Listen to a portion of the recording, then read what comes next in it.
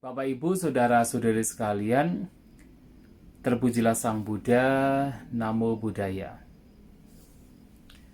Dalam kita mempraktikkan ajaran Sang Buddha, ada kalanya semangat kita, keterbukaan batin kita menjadi menurun, sehingga praktek Dhamma terasa menjadi hambar.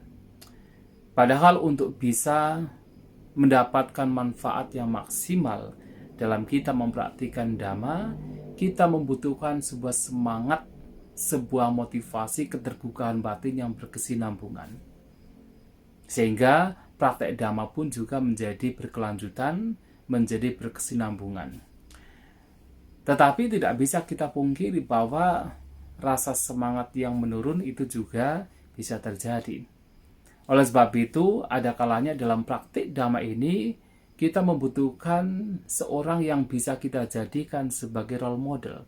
Bisa kita jadikan sebagai panutan, di mana ketika kita mengingat orang demikian, merenungkan kebajikan orang demikian, motivasi kita muncul, semangat kita muncul, keterbukaan batin kita muncul.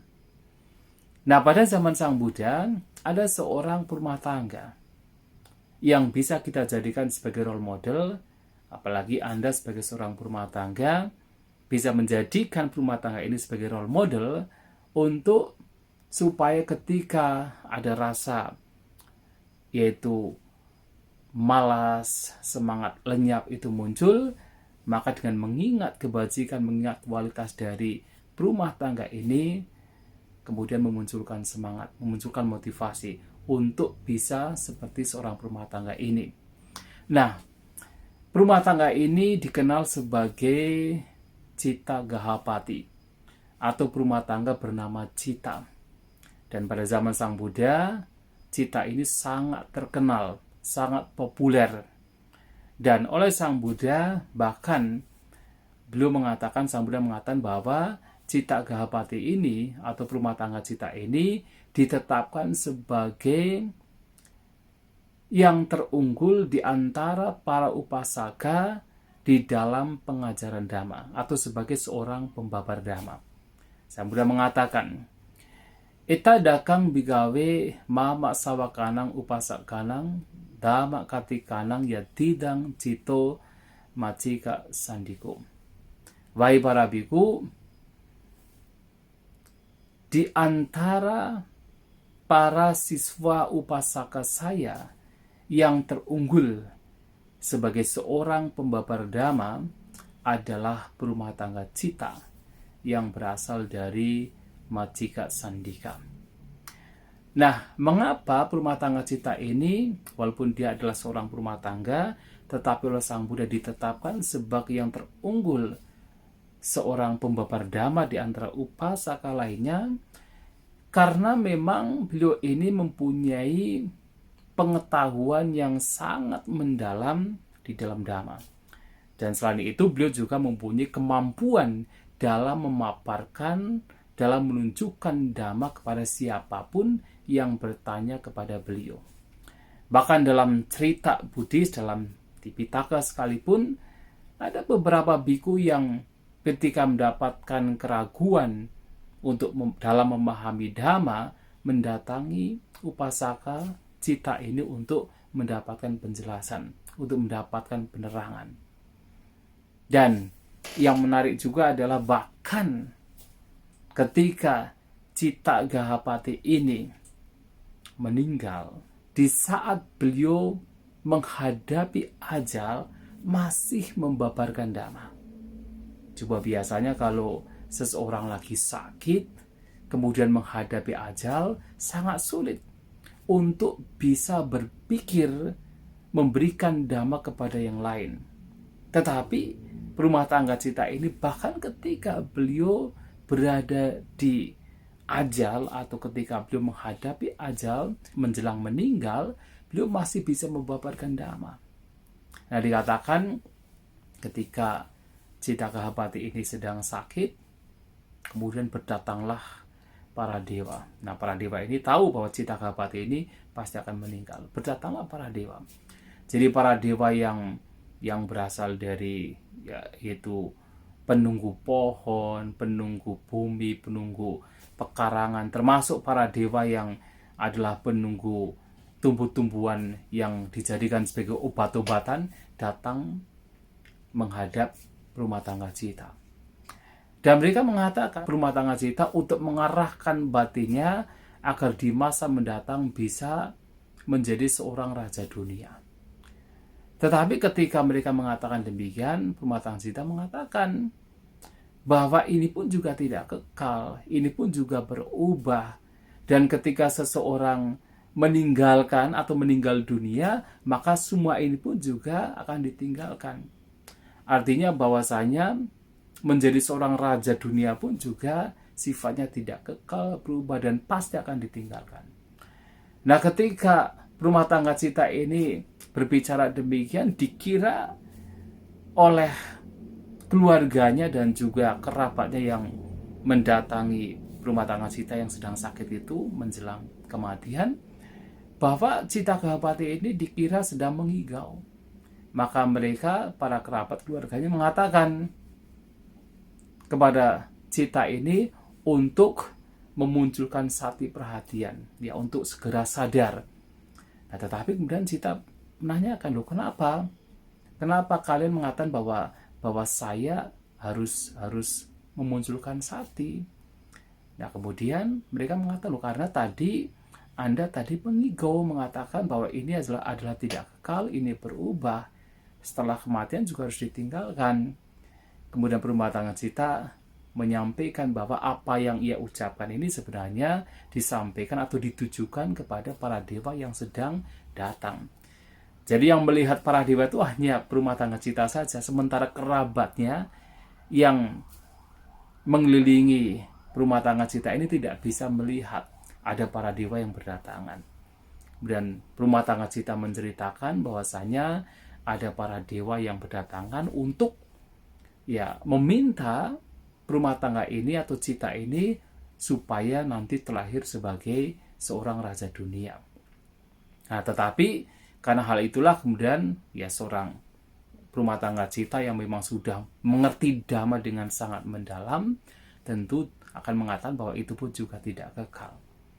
Nah, mendengar hal tersebut kemudian para kerabatnya bertanya, tetapi atas dasar apakah mereka, para dewa, mendatangi rumah tangga Sita ini kemudian memintanya untuk menjadi seorang raja Cakrawati atau raja dunia setelah kematian di masa mendatang?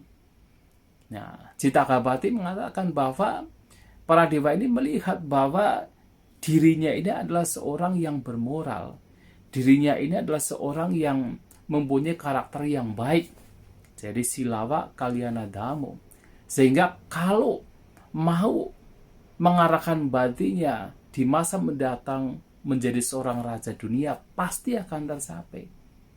Karena Sita Gahapati ini adalah seorang yang bermoral, memiliki karakter yang baik, pasti akan tercapai. Nah, karena hal itulah kemudian kerabatnya kemudian malahan meminta kepada Sita ini untuk membabarkan Dhamma kepada mereka. Padahal Sita ini sedang sakit menghadapi kematian, diminta untuk membabarkan Dhamma. Lantas Sita Gahapati berkata kepada mereka, kepada keluarga dan kerabatnya, untuk segera memiliki keyakinan terhadap Buddha, Dhamma, dan Sangha, dan juga adalah suka berdana, memiliki kedermawanan. Bahkan ia mengatakan bahwa apapun yang ada di yaitu tempat Sita Gahapati ini atau di tempat rumah tangga Sita ini, semuanya itu didanakan atau diberikan kepada mereka yang memiliki karakter yang baik, mereka yang mempraktikkan Dhamma dengan baik. Dan harus diingat bahwa Sita Gahapati ini adalah seorang yang kaya raya, yang dikenal sebagai seorang seti. Seti itu adalah seorang yang kaya raya.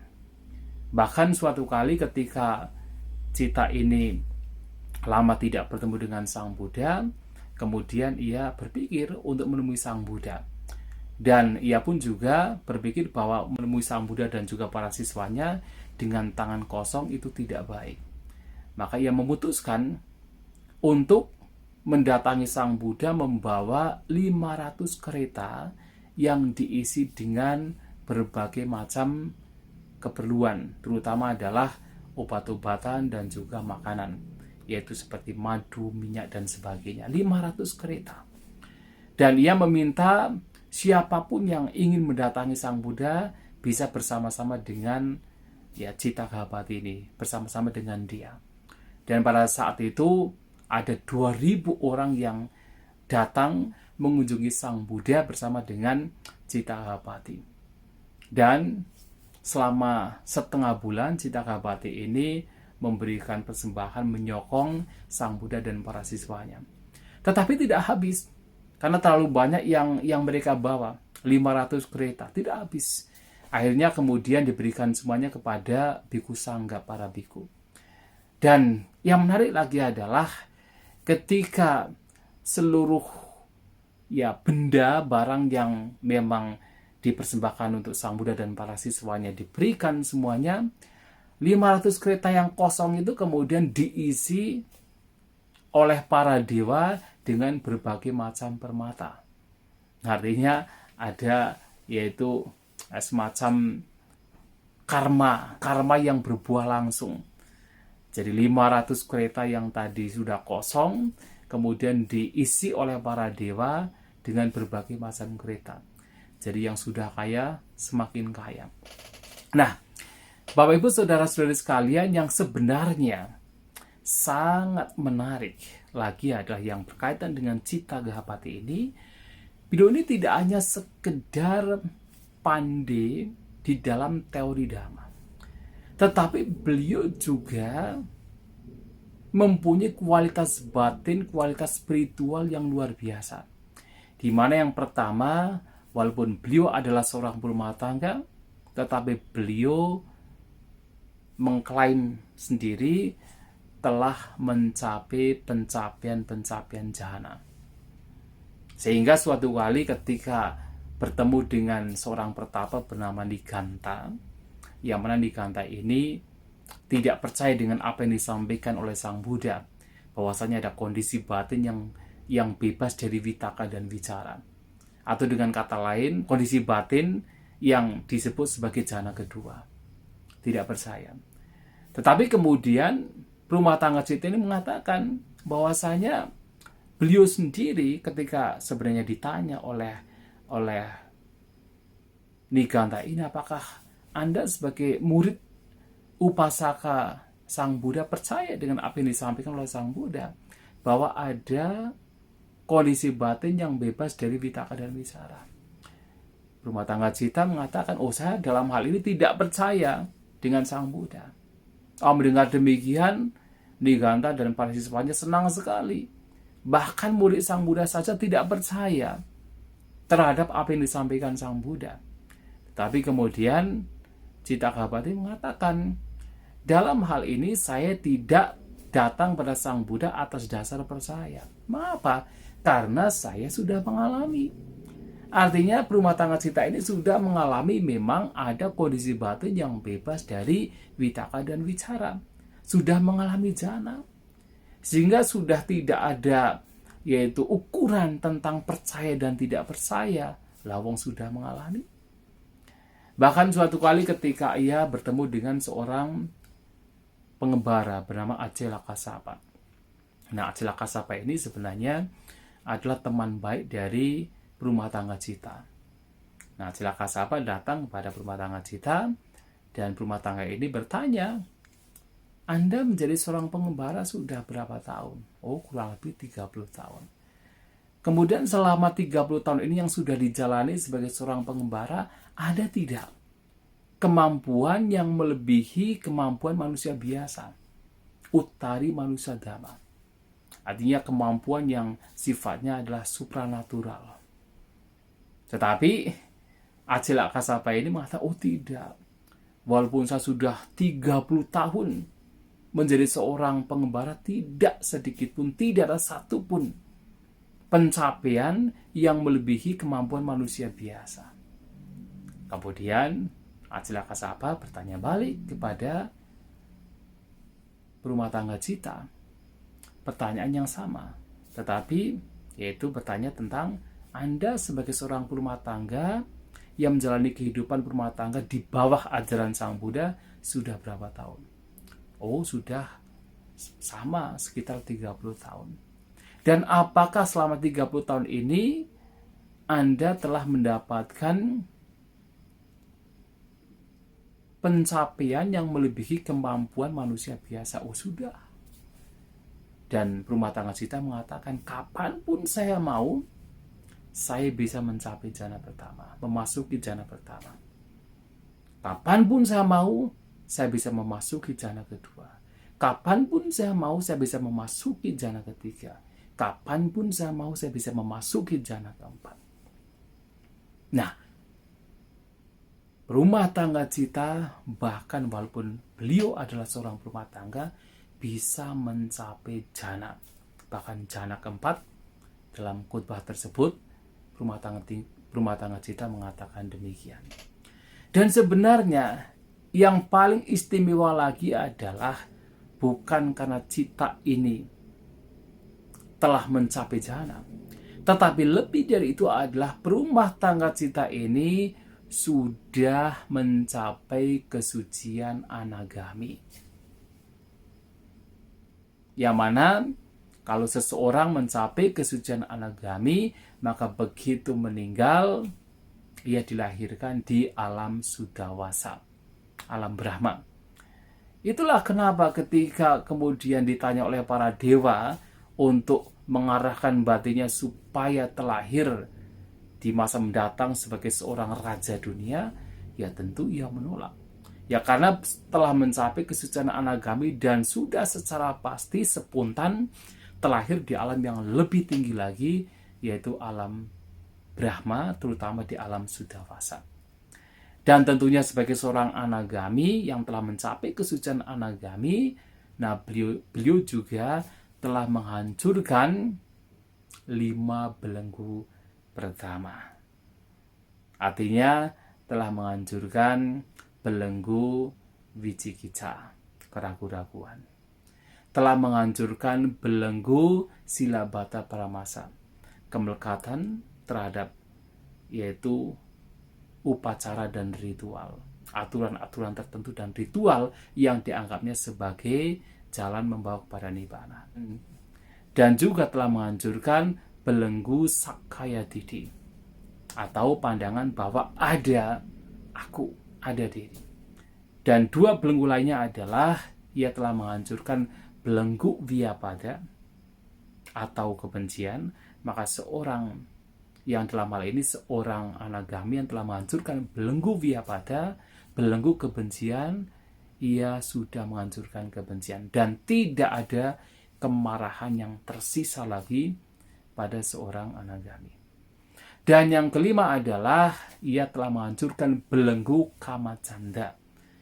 Dan seorang anagami karena belenggu kamacanda yang berkaitan dengan keinginan untuk menikmati kesenangan indrawi itu telah hancur, maka seorang anagami sudah dipastikan yaitu hidup selibat. Sudah dipastikan hidup sebagai seorang brahmacari.